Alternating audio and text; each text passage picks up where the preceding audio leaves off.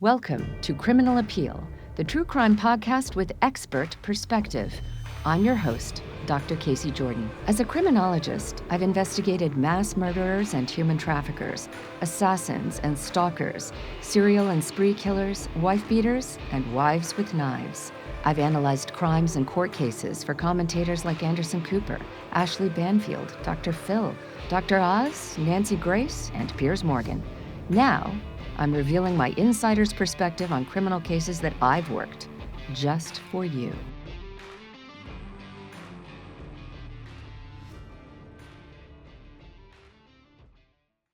This episode may contain sensitive material, including interviews with individuals involved in crimes, depictions of violence, and explicit language. Viewer discretion is advised. Welcome back to Criminal Appeal, the true crime podcast that differs from other true crime podcasts because me, Dr. Casey Jordan, your host, talks about cases that I have worked firsthand in real time as either a criminologist, investigative profiler, defense attorney, or sometimes, as in this case, a victim advocate. And I'm here with my co-host, Dr. Colleen Butler-Sweet. Hello, Casey. Welcome. And our listeners know that I'm a sociologist, not a criminologist, which means I'm going to be focusing on the cases that we cover from a social context perspective, how factors like family, school, community shape people's thoughts, feelings, and behaviors. And those are going to be very important observation as we continue our conversation from part one about the murder case of Maryann Measles, who is from my hometown in New Milford, Connecticut. This is a case which affected me deeply. And if you watch part one, you will already know it resulted in the conviction of 8 of her so-called friends, age 16 to 24, for her aggravated assault, rape, and murder, all the way back in 1997. Now, in part one, we got to know Maryann and her true friends and family, including her childhood friend Ashley, who contributed to our discussion and really helped humanize the 13-year-old victim, Maryann, and give context to this case that it never garnered that much attention in the media at the time. Now, you also heard us mention in part one her very good friend Scott Morosky. And this was her other best friend growing up. And in this episode, we're going to get to know Maryann through Scott's memories of her and of the case, as well as gain a lot more insight from our conversations with Scott about the older friend group who killed Maryann. In part two of this episode on Maryann Measles' murder, we are going to do a deep dive into the people who killed her, focusing specifically on the 3 women in the group who orchestrated her abduction to the Housatonic River's edge, who beat her nearly to death, and then watched as 3 other men raped Maryann, drowned her in the river, and then raped her again, before they helped to wrap her in blankets and chains and throw her body into the river. To help us do that, I'm not only joined by Colleen, hello again, Colleen, but also by our 2 special guest criminologist podcasters, host of the incredible, popular Women and Crime true crime podcast, Dr. Meghan Sacks and Dr. Amy Shlosberg of Fairleigh Dickinson University. Welcome, ladies. Welcome. Thank you. Okay, now we're assuming that everyone who's watching, you already have exhausted every episode of Women in Crime, and you already know who these brilliant criminologists are. But for any listeners who might be tardy to the party and maybe new to the whole true crime podcast genre, why don't you introduce yourselves and tell us a little bit more about your careers and your podcast. Meghan, you want to start? I will. I don't know if I can do a better introduction than the one you gave me, but I'll start. As you said, I'm also a criminologist, professor at Fairleigh Dickinson University. I began my career in federal law enforcement as a probation officer, and then went on to the academic side where I thought I could probably make a little bit more of a difference. And then about 6 years ago, made my foray into true crime podcasting with our first podcast, which was Direct Appeal. So that was more of a serial case. And I think Amy could tell you what happened after that case. We didn't intend to even start a weekly podcast, but people kept writing to us, can you cover this female case? Can you cover this female case? Because Direct Appeal was a female case. And we were like, we can't do them all serially, but we could cover these crimes in a weekly episode. So that's what brought us to Women in Crime. And we kind of stole your title by just renaming ourselves Criminal Appeal. But thank you for that. Thank you for that.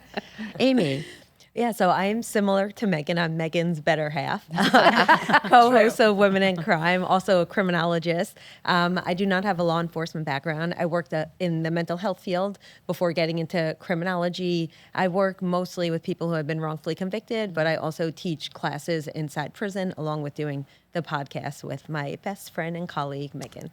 Well, welcome to you both. We can't tell you how excited we are to do this collaboration. Thank you for having us. Are you kidding? With Women in Crime. So let's get going. Colleen, why don't you kick things off by kind of doing a quick recap of part one, which everybody should have seen or listened to already, because again, this is part two. But talk to us about how Maryann's older friend group met Maryann through her friend Scott, who's going to be the star of this show. We are going to be featuring clips of our conversation with her friend Scott Morosky, her best friend when she was 13 years old. Colleen. Yes, so we had the great privilege of interviewing Scott actually on two separate occasions. And why Scott's feedback and insight is so important is he was actually the one who introduced Maryann to this much older friend group that also included a 21-year-old man. Now, mind you, Maryann is 13, a 21-year-old man that really lavished her with romantic attention. And Scott was the one that saw it firsthand. He's also the one that knew everyone in the group. So we are just so lucky to get his insight because it's something that no one else really knows. And we're actually going to kick off first thing with Scott talking a little bit about how he introduced Maryann to Keith and this older friend group. He's having sex with Maryann. Yeah. And I don't know if you know this, but was this her first sexual experience or had she Yes. been with other? No, 100% Keith was her first. And then he basically passed her around to the others eventually, without a better way to word it. I don't know. Like a wolf feeding the pack. Yeah, like sharing with the pack. It makes me sick to even say that. But again, we're talking about a little girl here. Megan, you want to kick us off? What's your observation? Yeah, I was so bothered. I'm so bothered by these statements. And when he says passed her around, and you think about her as a child. And a lot of the terminology around this case, I guess, was, she was having sex with these older men. It's like, no, she was being raped by them because she's a child. And it was multiple people who just didn't see the real problem with this. Well, Scott knew Keith first. He lived in the house behind his grandparents' house, so they knew each other and had siblings in between their age, so it was all kind of like a family hangout group. Right. But this next clip is going to explain a really amazing incident where Keith would ply these younger kids with alcohol. He was 21 and could get it legally, and involved Scott in what turned out to be a really horrific truck accident. Yeah. I believe it was September. So it was early fall, I believe, late summer, early fall. And yeah, so it was me, Keith, and Maryann. I was driving, Keith was in the middle, and Maryann was on the passenger side. Now looking back, I guess maybe that's why he wanted me to drive, so he could, be over there canoodling with her, or I don't know. And then his cousin was in the back of the truck in the bed. And when we hung out on River Road, back then everybody had beepers or pagers.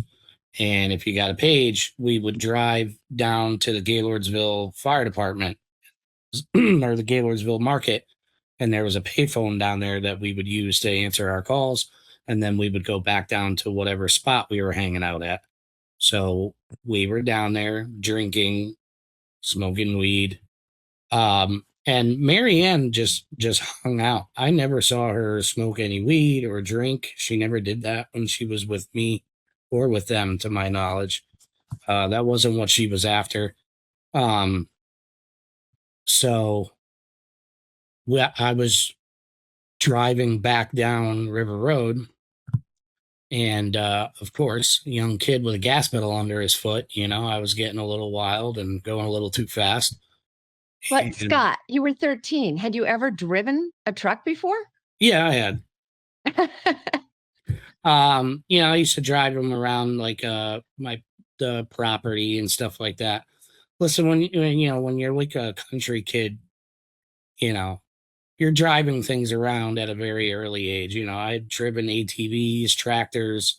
But yes, I didn't have very much experience, behind the wheel. That's Driving what I a did. pickup truck, right? Yeah. And I guess I'm just wondering, as you say, he sat between you and Maryann, which makes me think he maybe wanted to physically and psychologically separate the two of you so that, he could have his way with her. But also, it occurs to me that if the cops stop, he's 21, get a DUI, because you said he was drunk. What are they going to do to a 13-year-old? I mean, Yeah. take away your license? You don't have a license. They did, actually. They took away my right to get a license. Whoa. Once I was All right, of tell age. me, go back and tell me what happened. You're driving down River Road, 13 years old, driving a pickup truck with someone in the back. 21-year-old who owns the truck is in the middle, and your girlfriend, your best friend, Maryann, is on the other side, and he is, as you say, canoodling with her. Tell me what happened. Yeah. So like I said, driving sort of fast, and then with some encouragement from his cousin banging on the roof is telling me to go faster. He was 10 or 11 at the time. He was even younger. I picked up the speed and then quickly, hit a bump and started fishtailing, lost control. I think I hit 2 trees on the side of the road and then went down the embankment into the river. And the kid that was in the back got chucked out. So we quickly climbed up the embankment. And at first we couldn't find him. We finally found him further down the road, not in very good shape.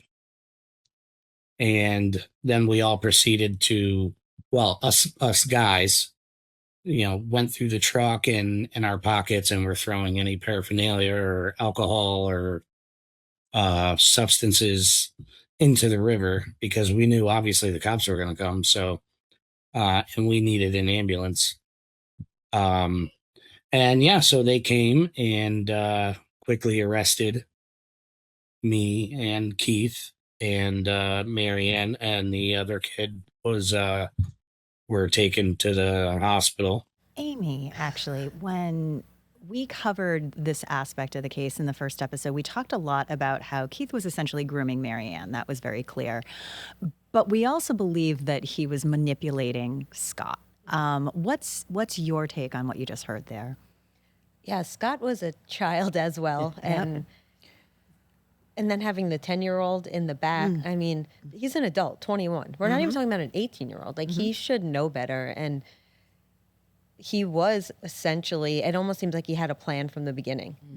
And his plan was, he wanted Maryann. And what he was doing to Scott, he was putting everyone in danger. And where were these parents?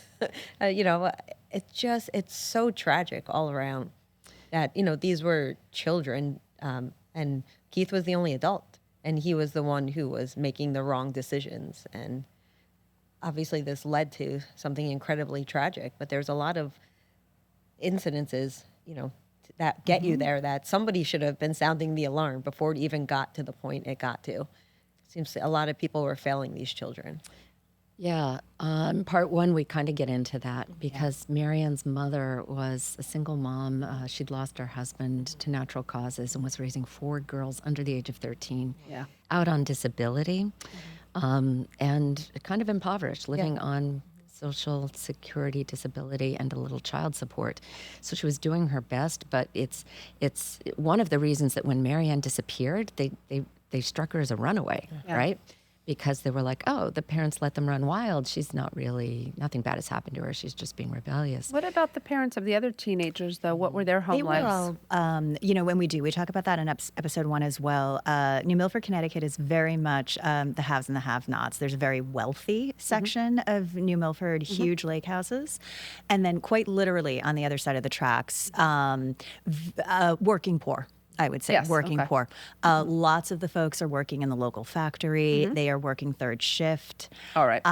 So They're it's out of the home. Yeah. Exactly. And there's a lot of just sibling groups, younger kids hanging out with older kids. Okay. Sort of a version of It Takes a Village, except for in this case, the village leaders weren't to be trusted. Right. But what interests us about the 8 people in this friend group who killed Maryann, 3 of them were women, young women, Yes. 16 to I think 19 or 20 years old. And we are going to do a deep dive, since you are the experts on women and crime, on these 3 women. And their names, if you just want to lodge them, are June Seeger, so June, Dorothy Hallis, Dorothy, and then Maggie Bennett. And Maggie interests me the most because I actually knew Maggie. Right. And we're going to have a listen to Scott describing all of these 3 young women. And these were women who were, yes, they were girlfriends of the male group, but not specifically one-on-one. Think of them as more part of a gang who were sexually servicing the men in the group. Right. Let's have a listen.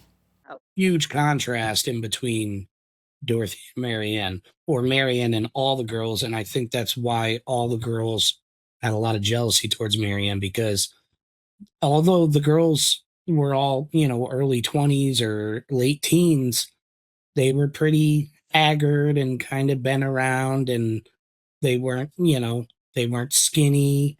And, Maryann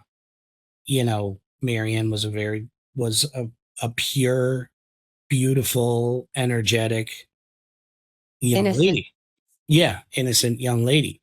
And I think that's what attracted all the guys to her, and that's what attracted the negative attention and the jealousy from the women, from the girls. What do you make of that? Right. Yeah. So I understand like how he's describing the 3, because if you look at them just being from like an objective standard, they weren't the most physically attractive young women. And when you're putting their pictures next to Maryann's, you see this exactly young, sweet, beautiful girl. And what I gather from this is that there was an extreme resentment, jealousy that centered around Maryann, but she just didn't know it. Right. And these 3 women would keep her in their inner circle, like in a very disingenuous way, to Right. betray her, to draw her in, to make her think that they were her friends. Right.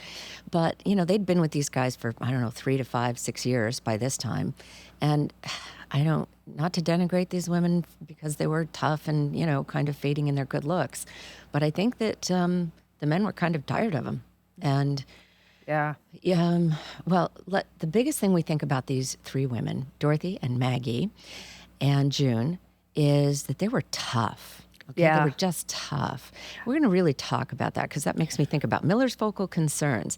And they were big girls. They were streetwise by New Milford standards. And they considered themselves on par with a group of men. And they would fight the men. And they would Yes. fight. They would fight the men. Right. They were not shrinking violets by any standard. They were Right. physical fighters, Yeah. okay, not shrinking violets. Let's just listen to one more clip about the girls and how tough they were.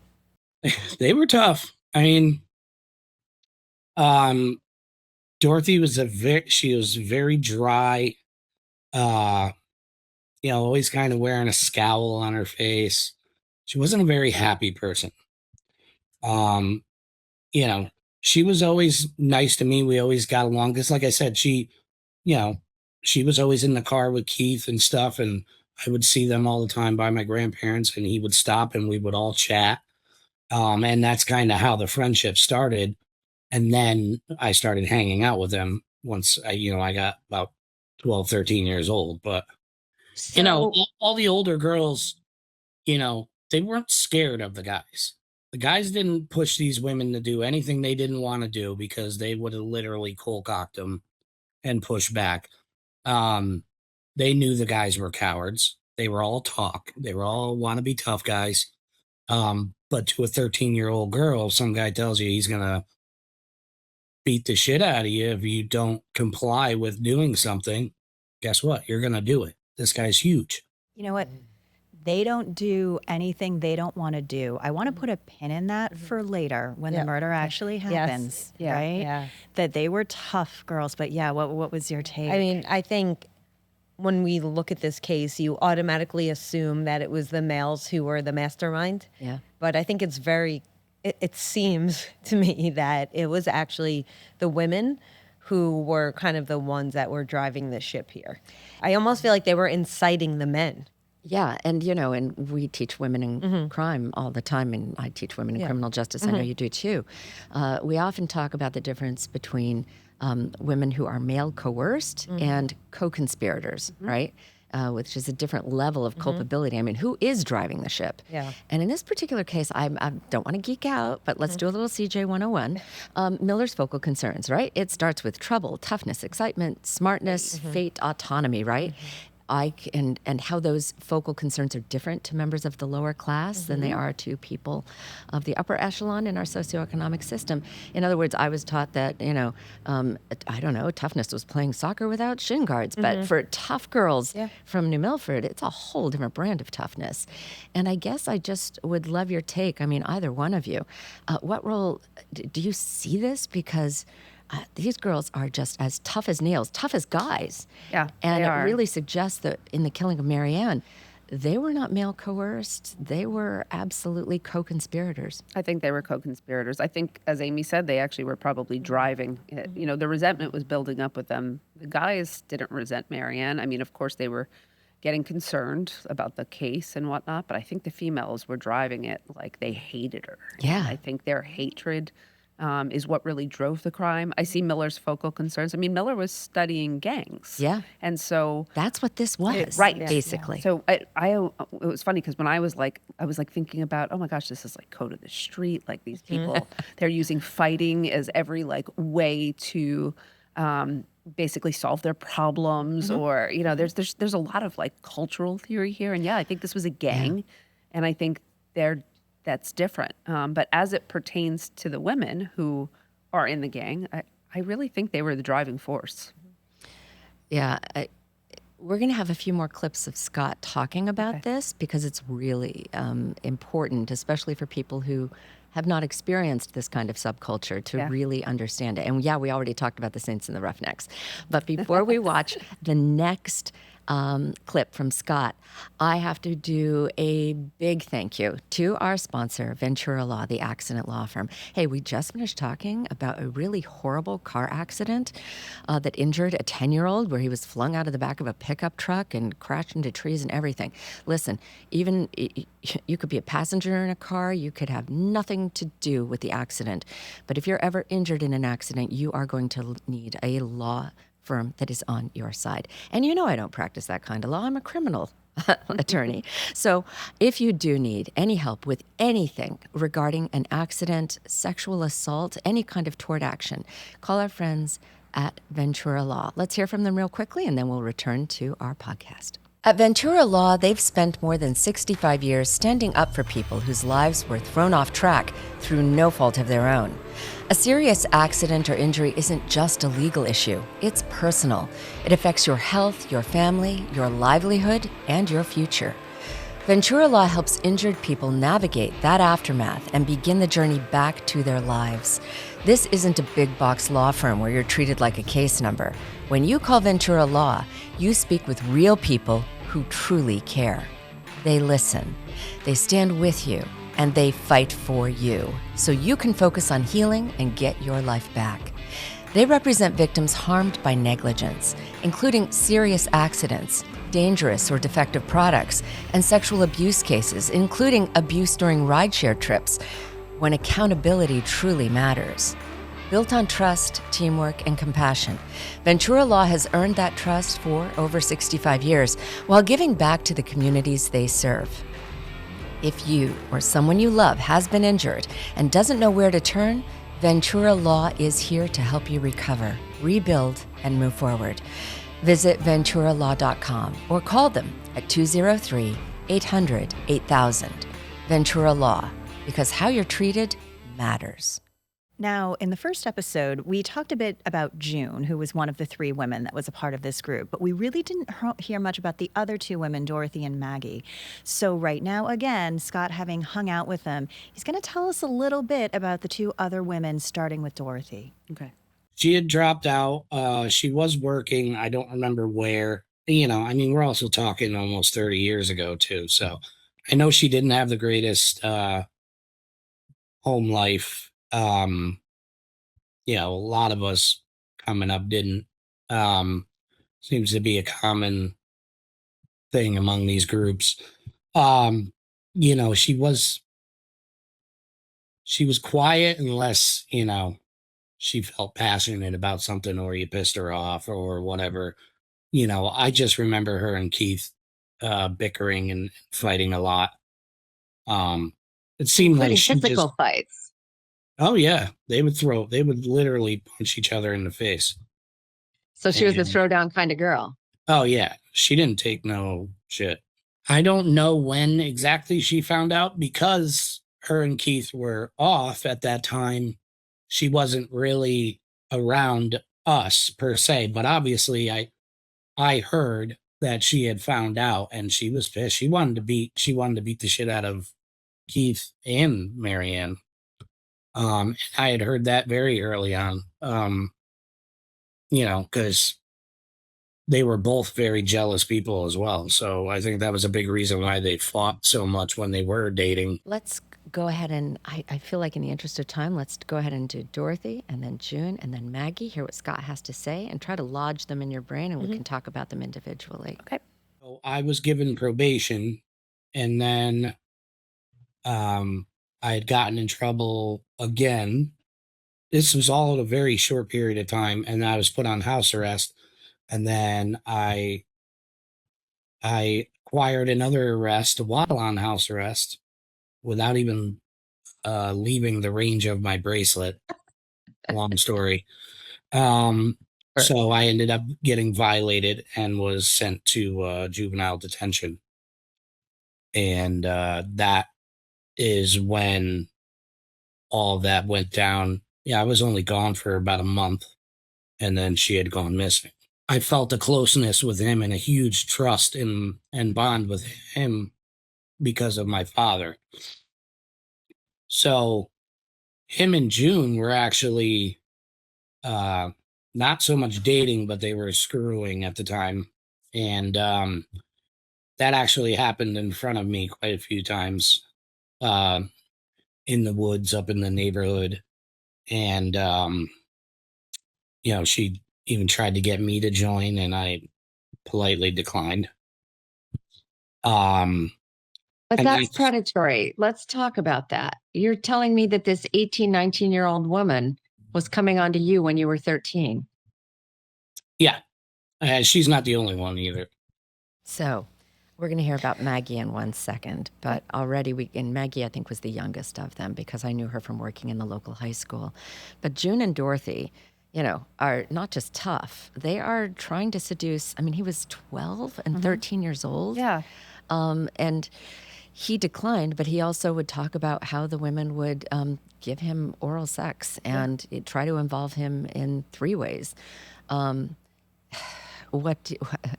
Predatory might be almost too soft a word. What's your take on this? It gives you the heebie-jeebies. Yeah, it's hard to really say what's my take on it. I think it's disgusting. I think, and listening to Scott, it's so sad because I don't think he realized that he was being victimized at that age. No. He It was doesn't. just like, I think he even says at some point about how he almost felt like he should have wanted it because he was a young boy. Well, that's how we raise that's our how you're young men. socialized. Yeah. Yes, and it's just so heartbreaking to hear that. I think these women were just so in need of attention and affection, and it's very sad. Yeah. I mean, it's at some level I have outrage, and at the other level I'm like, how did you get that way? What Yeah. happened to you? Yeah. Yeah, Megan? because just with them having to also be so tough, it's like they probably were brought up having to defend themselves physically, and that's how that's the only way they know how to survive. And so it's the whole thing. It's tragic all around. Yeah, and we know from teaching criminology that so many girls who end up like this have been victims of early childhood sex abuse themselves. I would bet. We don't so have much proof on of that, but it wouldn't surprise me at all. Yeah, that wouldn't surprise me at all. This is it's interesting because this is like a criminological perfect storm. Yeah.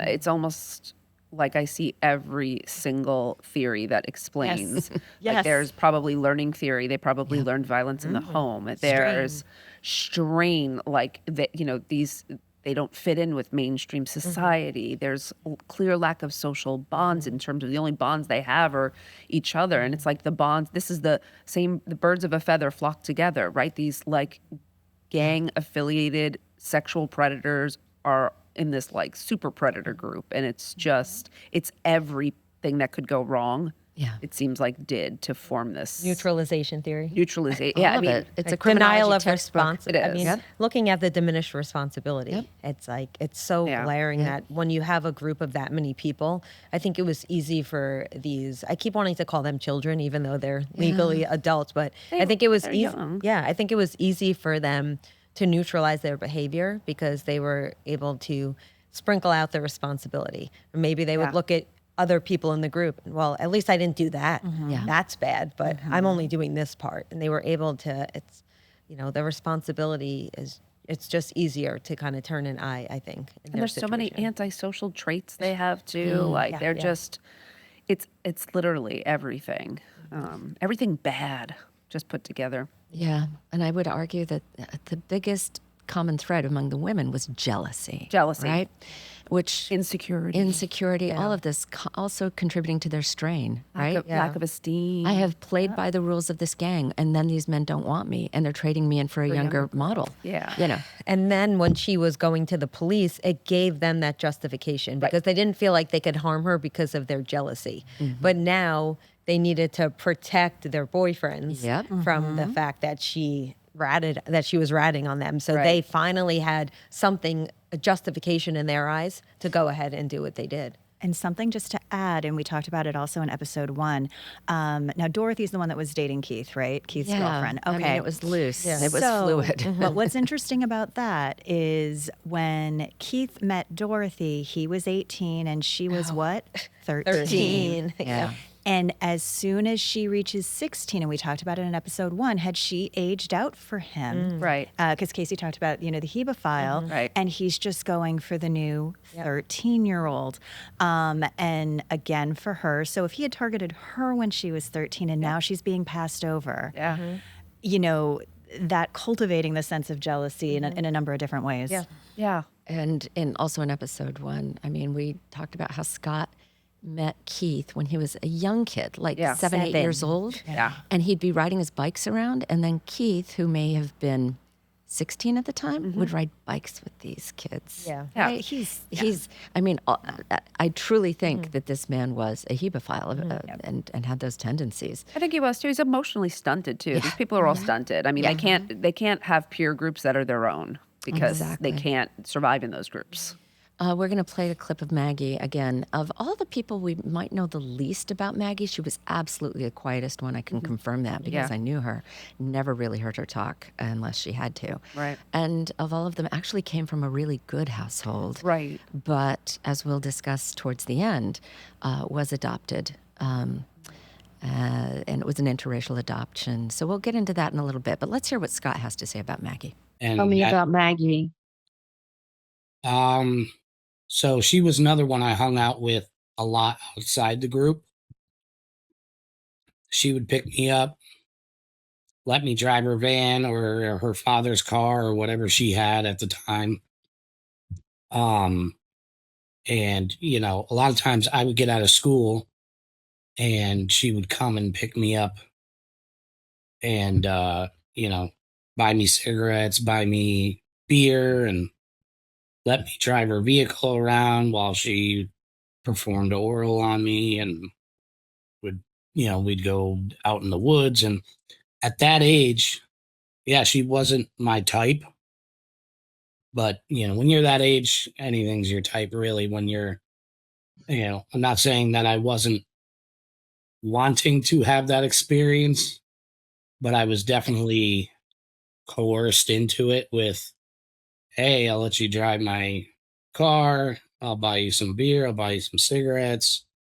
I didn't ask her to do those things for me, and I didn't ask her to do sexual things to me either. That was all brought on by her. But this is the kind of people that were in this group. It was not only the men were predators, the women were too. Can I just point something out with Maggie that I find interesting too? Sure. I think a common thread with the other 7 is that they came from these homes where maybe they didn't have the attention Right. and possibly abusive. It sounds like Maggie was maybe the outlier there. Right. Mhm. But this is when we talk about nature versus nurture. She was adopted, so we don't know what she came from or what her lineage is. And so for her, it wasn't maybe environmental factors, obviously social learning because she was hanging around these children, but it sounds like she's the one who had the most parental support maybe out of Yeah. all of them. This was something I learned from Scott, actually, because I knew Maggie from the high school and because she was my favorite waitress at the Villa Pasta in New Fairfield. And she was a large girl, very quiet, long black hair down to her waist, but very heavy. And she was so quiet, I thought that insecurity came from her weight. And bias on my part. The Danbury, New Milford area has a very large Ecuadorian and Brazilian population, a large Latino population. And I assumed she was Latino, but that confused me because her name was Maggie Bennett, and that wasn't a Latino name, and I just never knew. It turns out she's not Latino at all. She was adopted from Hawaii, so of Polynesian, Samoan, Hawaiian descent, we're not really sure, but adopted by a middle class, upper class, actually, white family, very well established in the community. In fact, very generous. They helped establish the Teen Youth Center, which was called the Max, which is where all the kids could go and hang out. It was meant to be a safe place for kids to hang out, so they weren't in the woods smoking. And her parents established that, and yet she was in the woods smoking and drinking. So I don't know how old she was when she was adopted. There's so much we don't know. But the biggest thing I know, she was very quiet. And I look at her and I would just sometimes I would look at her and I go, something bad might have happened to her, right? She was just so quiet and withdrawn. And we will circle back because towards the end, Scott gives us even more detail about what he knew about Maggie and the adoption. And I specialize in transracial adoption specifically, so I'm just going to hold on to that for a second. And at the end, I'll circle back. But I have some thoughts, yeah. Well, let's talk about how the crime went down. I know that you already are familiar with it, and we covered it in part 1. It's been 28 years. I'm just trying to get some context because it feels like yesterday to me. And Scott is, they're all in their early 40s now. Yeah. And Scott has stayed close to the family. He's very good friends with Maryann's sister, Jen. So we've gotten a lot of our information from her very close friend group and Jen, who we weren't able to actually connect with an interview. We interviewed her, but not on camera for this. And a lot of what he knows is based on the evidence in the warrants and all of the evidence that was given back to the Measles family when the case was closed. But let's talk about the girls' involvement in the crime, specifically the girls, as Scott knows it from that evidence. What are your thoughts on the women? Who do you think was the most, because you know the facts of the case, but was between Dorothy, Maggie, and June? Do you think, you do not believe for 1 second that they were male coerced? Do you think that they were on par with these men? Oh, I know they were. It is a little surprising that they were okay to stand there while the sexual things happened to her. They watched. Okay, so first of all, and I think maybe he gets into this a little bit more, we know that after Maryann told her mother took her to the police station to file statutory rape charges on these 3 men. And after she told them that she was having sex with them. So Maryann told her mother these men were having sex with her. Her mother did not freak out, but she was like, we've got to go tell the police about this. Right. Maryann was very conflicted about it and went to the police station, but then didn't want to sign the affidavit for their arrest. And Maryann's mother said, we're going to leave. We'll come back tomorrow when she's had some time to think about it. And that is, of course, when Maryann actually confided to June that her mother had taken her to the police station and that the charges were going to come down. June, of course, went and told the men. Yeah. The women are the ones to protect their men who dispatched 2 other guys to follow Maryann, and they are the ones who got her out of the car in the parking lot. A little recap for those of you, in case there's been a gap between part 1 and part 2, and took her down to the river's edge. And it was Maggie who brought the rest of the people in her van with the plan that they were going to beat Maryann, potentially to death. They had to silence her. And as all of this happened, the women instigated the beatdown. The men took over with the rape, but the women stood by and watched. Right. Let's kind of do a real quick recap, because Scott will tell us exactly how Maryann was coerced out of that car at the grocery store. We know that Maryann had called her mom, Cindy, from the payphone in the New Milford Green, which is just a quarter mile over the bridge to the Big Y. And she said that these kids were circling the green and threatening to kill her, and would her mom come pick her up. And so Cindy went and got her.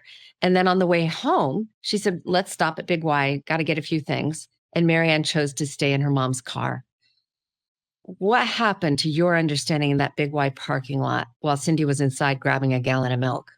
So I believe the rest of the group had asked them to go get her because Ron and Jeff had pulled up in Ron's car, and Jeff had told her, basically like everything's cool, like just come with us. We just want to talk or whatever and hang out. And that's from the police reports. That's what is said is what happened. It doesn't say that she was like ripped out of her mother's car. I think she went probably scared and was coerced into going with them, but they weren't part of the people that were chasing her around at the time, scaring her. So, But Ron and Jeff knew from their friends that Cindy and Maryann had been to the New Milford Police Department earlier that day, and were ready to find the statute. They all knew that the statutory rape charges were coming down on AJ and Keith, right?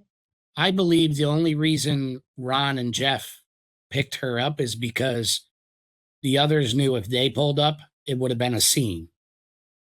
But Ron and Jeff were able to get her quietly to come with them, and then they brought her to the scene down the river road to everyone else. He's getting emotional here. Oh, it's one of the most brutal crimes I've ever heard. And I mean, if it was your friend, your family member, I can't imagine. Yeah. So now we're going to talk about the actual murder through Scott's lens, from what he knows. Sensitivity warning, it's very difficult to listen to. And also, you feel how much all these years later it really hurts Scott that he wasn't there. Remember, he's in juvenile hall. Just gotten sent to juvie. So he's not there to protect her, and it really weighs on him. Let's hear from Scott what happened. Who was down on the river waiting for her? So originally it was AJ, Maggie, and Dean were in Maggie's van waiting. And then Ron and Jeff had brought her down there. And then Keith, Dorothy, and June showed up in Keith's truck.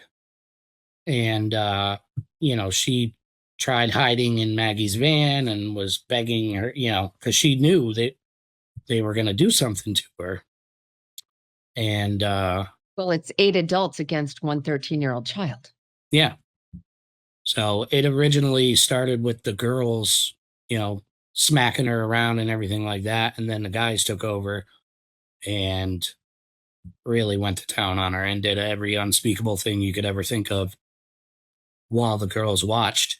And at one point, a naked, terrified, injured Maryann broke free, got across the road, up the embankment onto the train tracks, and June ran after her, grabbed her, and dragged her back to the wolves and let them continue. And that haunts me big time. I think we all have tears in our eyes. But it was a woman who dragged her back. I know. What do you make of that? I'm not surprised, unfortunately, given what we know about them. It's so brutal. It's Yeah. so brutal, but I'm not surprised. Sorry, not at all. And I do have some theories as well. I know Yeah. about. I don't know if we're going to get to this or if I should talk about No, it now, talk but now. theories about the sexual assault. How could these women have stood there and watched it? I mean, okay, they are violating girl code on so many levels. Right. Okay. But I think my feeling is that once they did what they could do to beat her, they probably had oh, you reported that you were raped? Well, now you're going to know what rape Yeah. feels like. I have a feeling it was more like that. Like you had something to say, you didn't have anything to say before, but now you're going to know. And I think it was just Totally agree. the ultimate degradation and harm that they could cause in the worst thing. But I think it was something like that. And don't forget, even after the men put her in the river and drowned her, at least one of them raped her again after she was dead while the women watched. So I'm struggling with that a little bit because, as we've explained necrophiles before, and I have, I don't quite know how that fits unless they were trying to show final ownership, possession over That's her. my Scott take. has a theory on it, actually. Oh, Scott okay. talks about it and has a theory on it. And before we get to that clip, what also strikes me about what he just said there, when we look at traditional gender norms in American culture, women are characterized as gentler, kinder than men. And what I struggle with is she ran to Maggie's van hoping to get some help, hoping the girls would help her, just thinking between the guys and the girls, even though I know they're tough and they have this reputation. It's like she was pulling on that last thread, maybe they'll be the ones to help me. And they were the ones who, as Scott said, fed her to the wolves. Yeah. Let's talk, I don't know, Amy. I was thinking maybe this was a plan that got out of control. Maybe there was a tow chain accidentally in the back of the van, and maybe there was a packing blanket in the back of the van. But Scott doesn't believe that for a minute. He thinks they brought the supplies knowing they were going to throw her in the river with a cinder block. And I also think June's actions also support that as well. Because if they were just trying to scare her or hurt her, why not let her run away? The fact that June dragged her back, it's clear that their job wasn't done. So yes, I think they all had spoken about the plan. Yes, I could see a situation in which those items were in the car, but given their actions, along with those items being in the car, I don't think there's any way to frame this other than the fact that it was premeditated. I know, and we always think that women are along for the ride, but in this I think particular they were. case- We don't assume that, given how many episodes we've done That's true. Yeah. on women. Yeah, but in our work, we very often talk Yes. about all of the, Yes. the factors and variables that make the bad boyfriends drag women into true. them, especially with drug dealing and things like that. Yeah, often they are, like you had said, there's some level of coercion or it wouldn't Yeah. have happened but for, that kind of thing. But Yeah. But if we were taking a poll, 1, 2, 3, 4, not male coerced, 100% responsible. What Scott does say, because we asked him at one point, why the sexual assault on her body after she's dead? He said he believed that was designed to be a message to the women. You say something, this will happen to you. You might be tough, you might be, so on and so forth, but we'll do this. We'll get this depraved. Is what Scott thought. And raping her after she died, just like you say, ownership. I mean, it's like a victory lap, if you will. right, okay. Kind So of like I think I'm thinking the ultimate also FU to the victim. When I teach about serial killers too, I'm thinking about why they're necrophiles, and oftentimes it's like ownership. It's mine. I can do what I want with it, no matter what, even after. So I didn't realize Scott had that theory, but that's certainly a possibility too. I just think there was something. It's like one last thing that I can do to you that you can't do. And also another possibility, someone could have been like, I dare you to do this. Yeah. And they could have been, it could have been something that even is just total. Well, in the peer group of this particular subculture, that kind of daring and challenging goes on all Actually, the time. I wouldn't be surprised if one of the women were the ones who was like, I bet you wouldn't do that. Yep. Because for them, it's Right. Yeah. So, Scott intellectually knows that he was just a 13-year-old kid, but he still struggles with a lot of guilt. Oh, yeah. As you can imagine. And he's haunted by the wish that he could have stopped it. Let's hear from him again.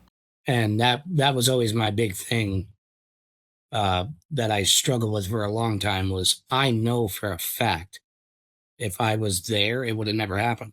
She'd still be here, or they would have had to kill me, which they may have. And I absolutely would have gave my life to save her, let her run, or whatever.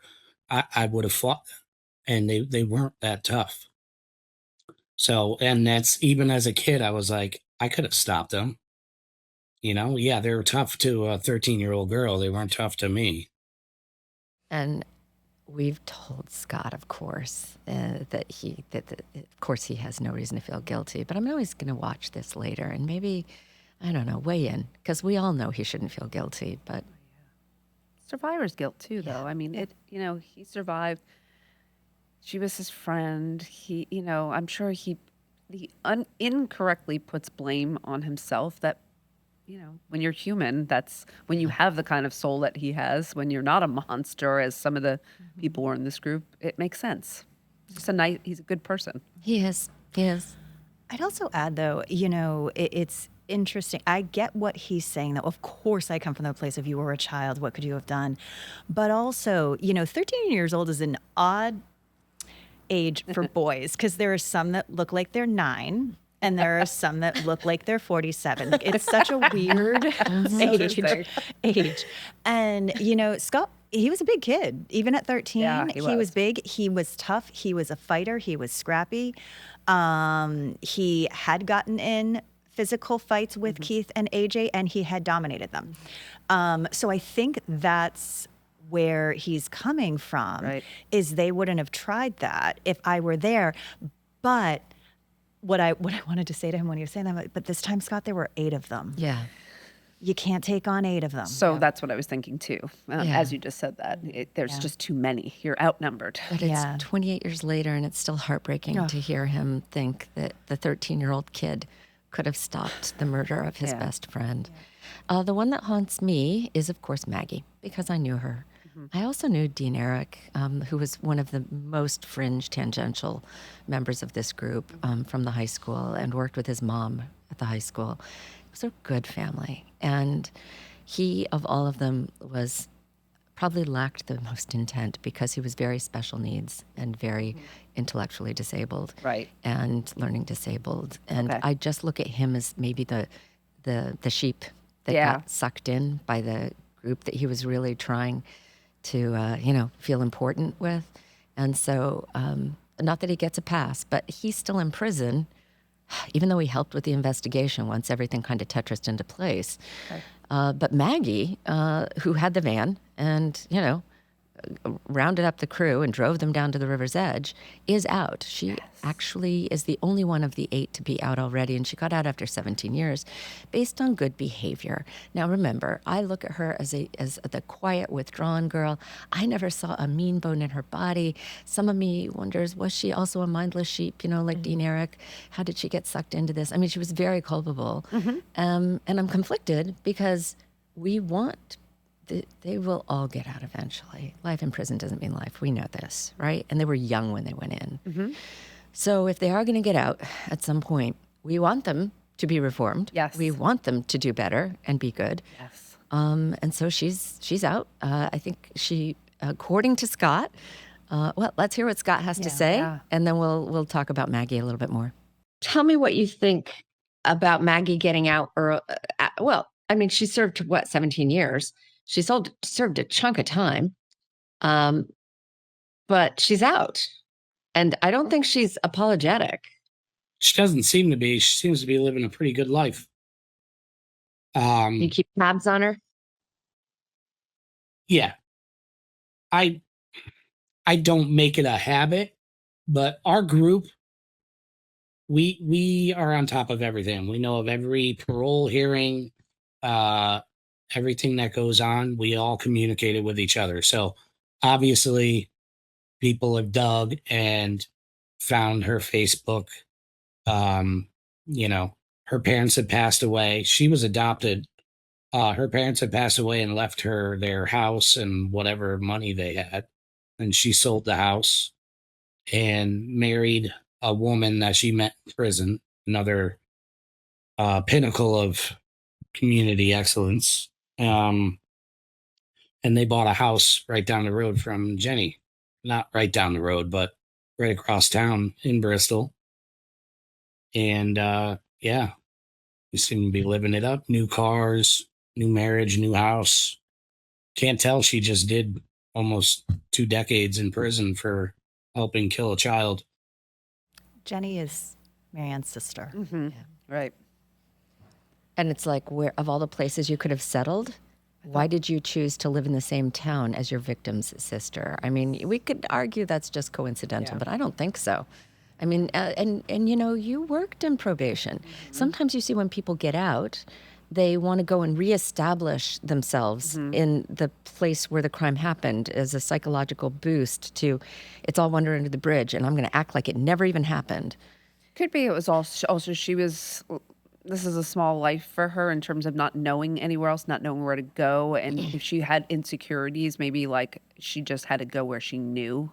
So I don't know that it's necessarily as malicious as it's, I mean, it is in itself because it's harmful to Jenny. But I don't know if the drive to do it was like, haha, now I get to live here, or more like, this is the only place I know. This is the only area I know. This is where I'm comfortable. Like, I don't know. Yeah, we don't know either. I think it's odd as well. I mean, I would think you'd want to start over somewhere where people don't know who you are and what you've done.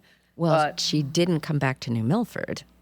Right. And Bristol's maybe an hour away. But it's with, wow. so That that's might just be coincidental. It could, Maybe but- her girlfriend or now Maybe. wife, family lives there.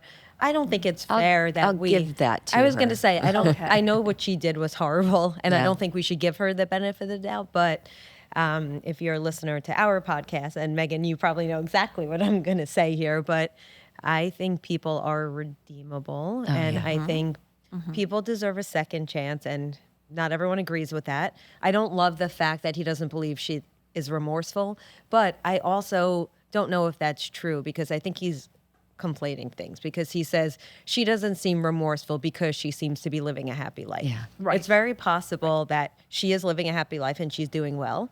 And also she could be remorseful. Well, and it's the so material aspect, right? That she has all of these Right. material things that Yeah. seem to be, he's equating with the good life. Yeah.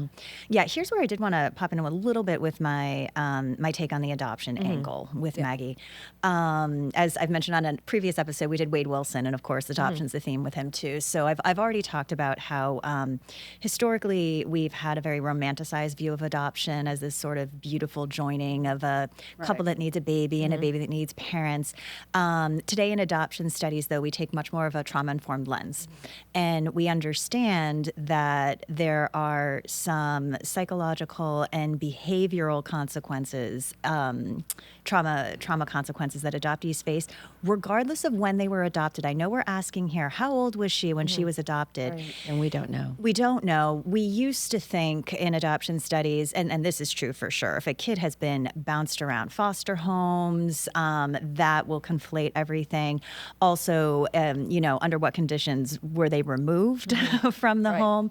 But actually, now we know even for birth adoptions, right after birth, there still tends to be anxiety, depression. Identity confusion is huge with adoptees in general, but with transracial adoptees specifically. I cannot emphasize this enough. If a child is a child of color and adopted by white parents, which is the case here, we strongly, strongly suggest that they raise that child in a community with other people of their ethnic or racial background, that they not be the only one. Do not raise them in a white community, just for a sense of racial identity and so on and so forth. And I mean, even just that, you misunderstood what her ethnicity was because there are no people of Samoan And ancestry. the Hawaiian community doesn't really exist in Milford. New Milford. So what exacerbates the trauma for transracial adoptees is this enormous sense of otherness, right? In addition to the identity confusion, they have this otherness within their family. There's no place that they fit in.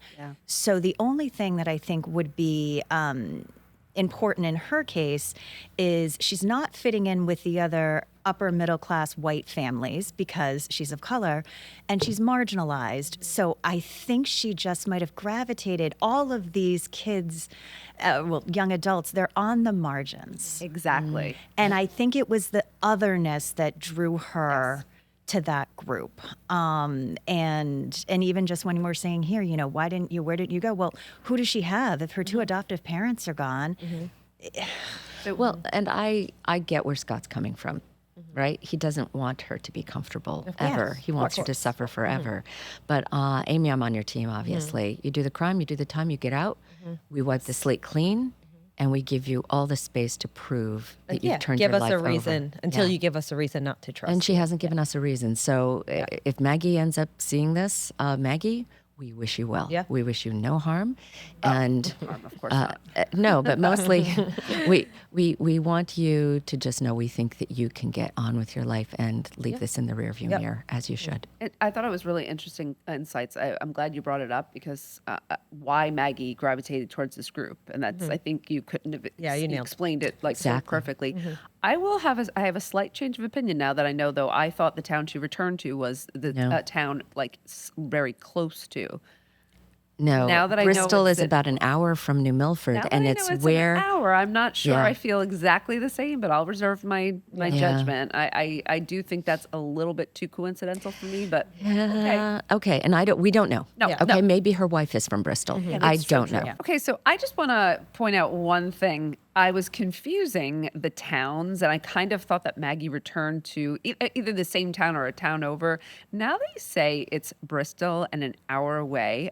I'm just going to say it's a little too coincidental. I don't love it. Yeah. Well, you said we don't know. I don't know anything, but I don't know, something, I get it, doesn't quite sit right now that I know we're talking about a distance, Yeah. And, listen, we don't know. And Maggie, maybe your wife's from Bristol. Yeah. Maybe that's why you settled there.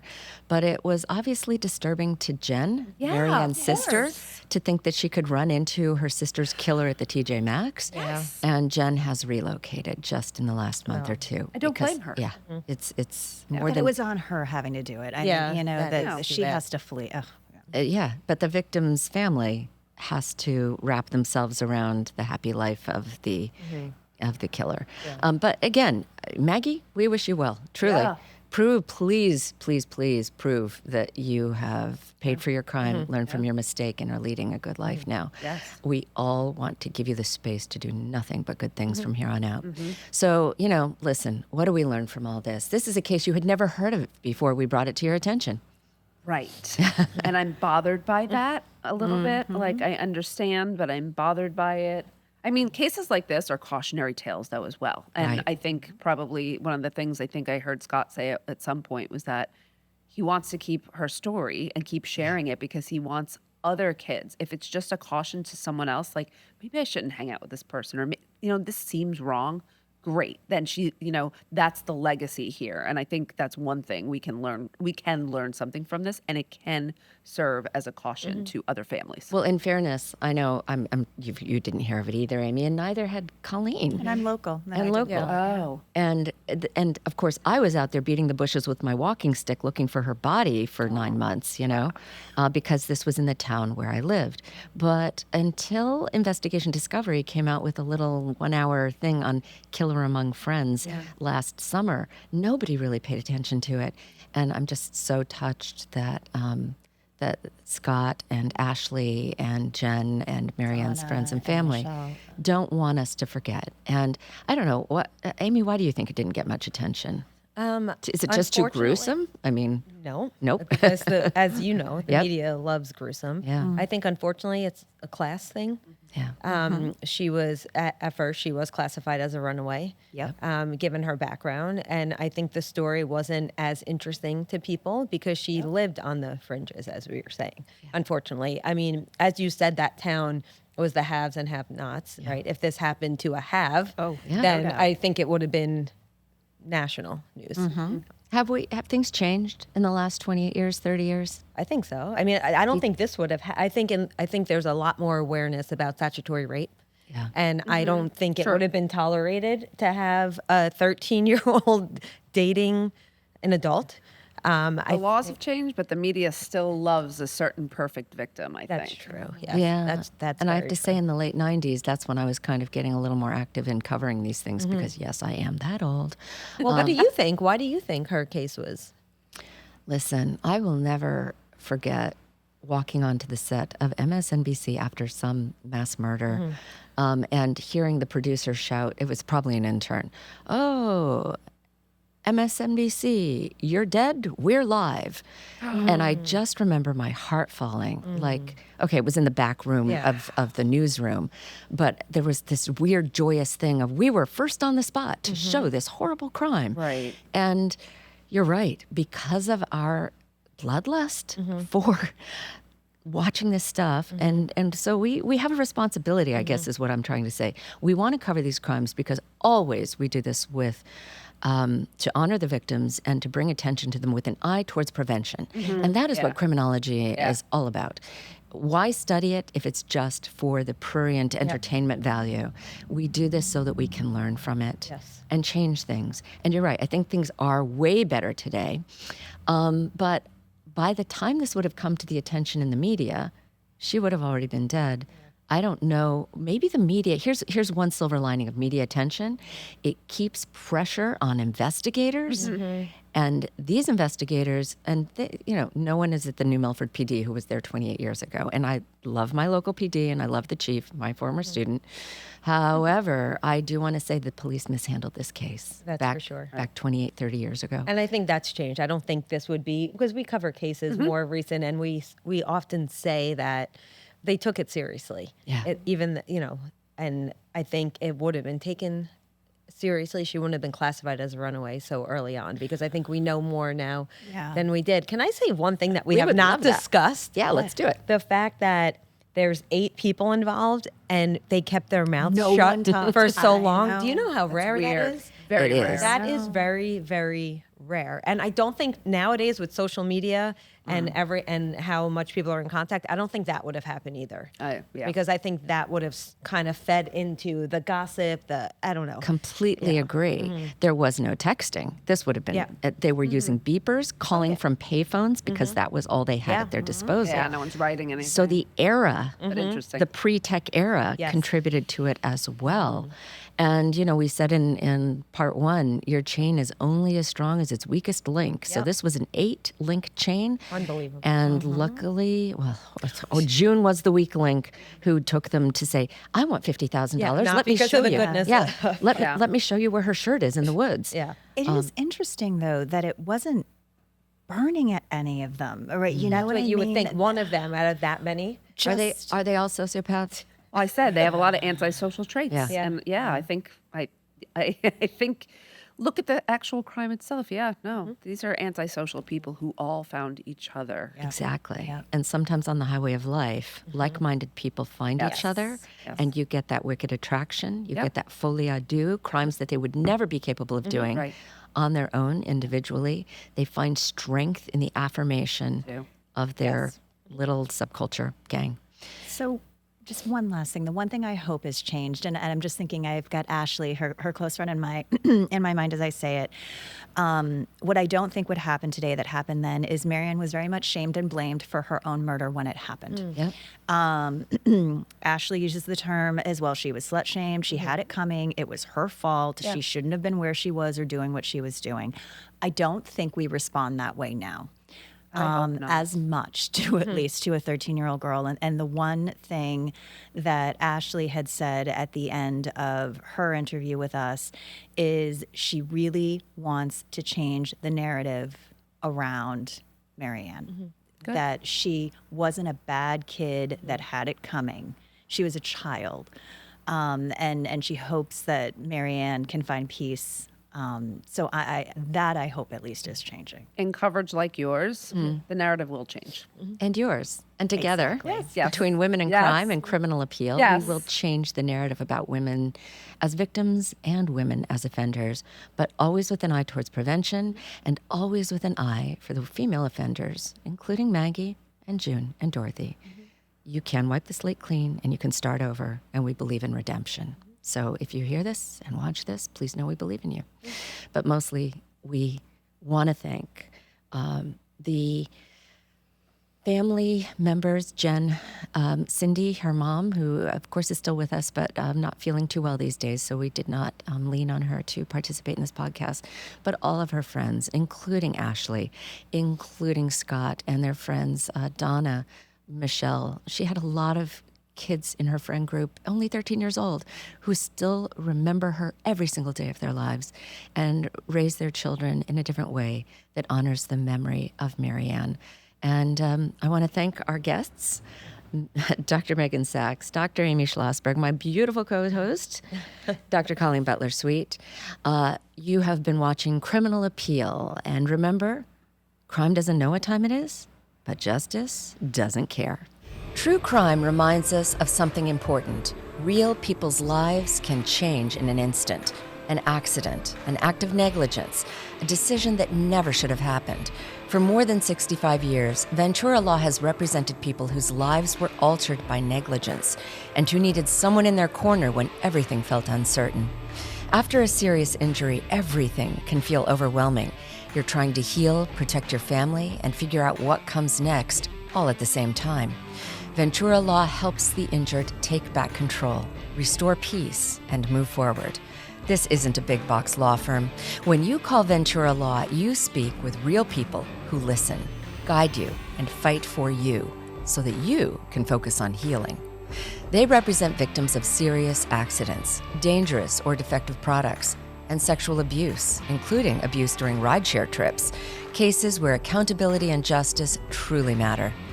Built on trust, teamwork, and compassion, Ventura Law has earned the confidence of the communities they serve for over 65 years, while giving back through charities, scholarships, and local programs. If you or someone you love has been injured and doesn't know where to turn, Ventura Law is here to help you recover and rebuild. Visit venturalaw.com or call 203-800-8000. Ventura Law, because how you're treated matters. Thanks for listening. This has been a Parish House production. Special thanks to the fabulous team at Uptime Productions.